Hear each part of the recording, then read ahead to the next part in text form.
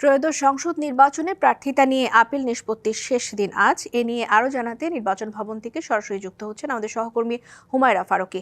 হুমায়রা, এর আগে আপনি জানিয়েছিলেন বিএনপির নেতাদের সঙ্গে বৈঠক চলছে ভেতরে, সেই বিষয়ে কিছু জানতে পেরেছেন কিনা, কি নিয়ে কথা হচ্ছে?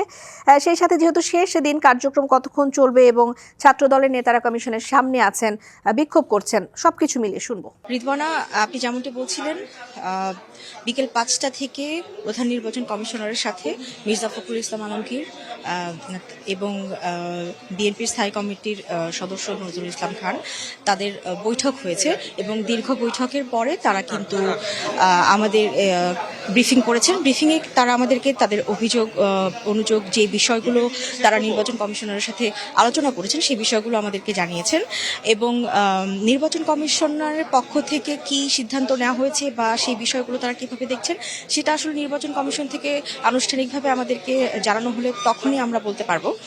আর আজ সকাল 10টা থেকে আপিল শুনানি শুরু হয়েছে।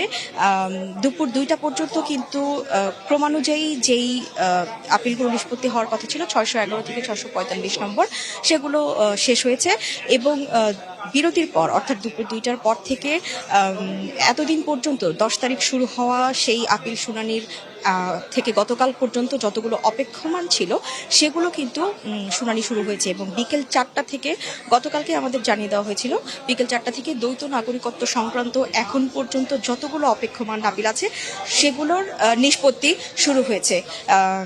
তো এখন বিকেল 5টায় শেষ হওয়ার কথা থাকলেও এখন পর্যন্ত আপিল শুনানি চলছে। তো শেষ হওয়ার পরেই আমি আপনাকে শেষ পর্যন্ত কতগুলো প্রার্থিতা বহাল থাকলো এবং বাতিল হলো সেই সংখ্যাটা জানিয়ে দিতে পারবো। নিশ্চয়ই। হুমায়রা, ধন্যবাদ আপনাকে।